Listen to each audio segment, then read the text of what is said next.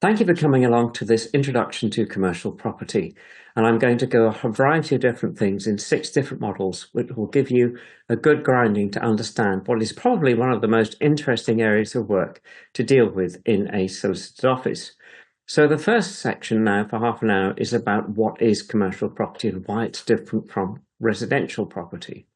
Well, commercial property covers a broad range of things. It could be the purchase of a business, or it could be the investment in property as a business, or it could be involved in a corporate transaction.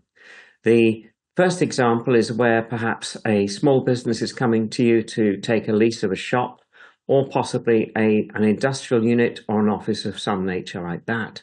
The other example could be something like a small investor or a pension fund buying a range of shops or a shopping centre or an office block in order to get the income from it.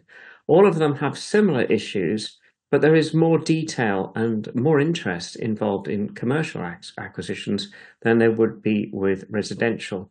And if you're going to be a good commercial property lawyer, you need to be able to know about land law, contract law, conveyancing, leases, mortgage law, land registration, business tenancies, planning law, construction law, environmental law, and infrastructure, including highways.